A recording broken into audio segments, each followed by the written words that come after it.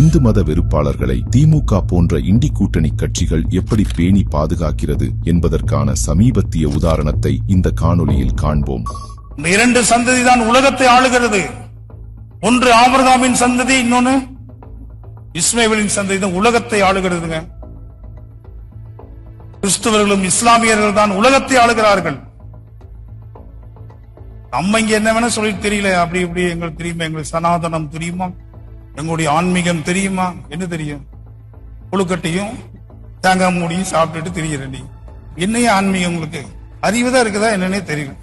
உலகத்துல ஒரு ஒரு மலத்தை திங்கிற ஒரே ஒரு இனம் எங்க இருக்குன்னா அங்கதான் இருக்கு. உலகத்துல எந்த இனமும் ஒரு மலத்தை திங்காது. திங்குமா? இங்க இந்தியாவில் மட்டும்தான் அந்த மலத்தை திங்கு அந்த மூத்திரத்தை குடிக்கிறான்.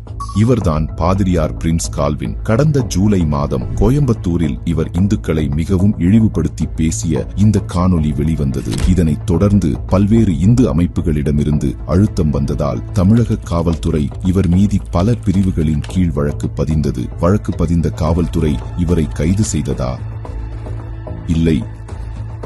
திமுகவை எதிர்த்து யாராவது ஹட்ஸ் என்று தும்மினால் கூட இரவோடு இரவாக கைது செய்யும் தமிழ்நாடு காவல்துறை பிரின்ஸ் கால்வின் மீது ஜாமீனில் வெளிவர முடியாத சட்டப்பிரிவுகளின் கீழ் பல வழக்கு பதிந்தும் அவரை கைது செய்யாமல் காலம் தாழ்த்தியது காவல்துறை. பிரின்ஸ் கால்வினும் பேருக்கு ஒரு மன்னிப்பு செய்தியை கொடுத்துவிட்டு தலைமறைவானார். 75 நாட்களுக்கு மேலாகியும் அவரை தேடுவதற்கு கூட திமுக அரசு முயலவில்லை. மாறாக அதிர்ச்சி அளிக்கும் வகையில் அவருக்கு முன் ஜாமீன் பெற்றுத்தர இந்து மத வெறுப்பாளர் பாதிரியார் பிரின்ஸ் கால்வின் சார்பாக திமுக வழக்கறிஞரும் ராஜ்யசபா எம்பியுமான என்.ஆர். இளங்கோ ஆஜரானார். இந்து மக்களை வன்மத்தோடு விமர்சித்தவர் சார்பாக ஆஜரானது மட்டுமில்லாமல் பிரின்ஸ் கால்வின் தவறாக எதுவும் கூறவில்லை எனவும் அவர் மீது அபாண்டமாக பழி சுமத்தப்பட்டிருக்கிறது எனவும் திமுக எம்பி என்.ஆர். இளங்கோ கோர்ட்டில் பகிரங்கமாக வாதாடியது கோர்ட் ஆர்டரிலேயே குறிப்பிடப்பட்டுள்ளது.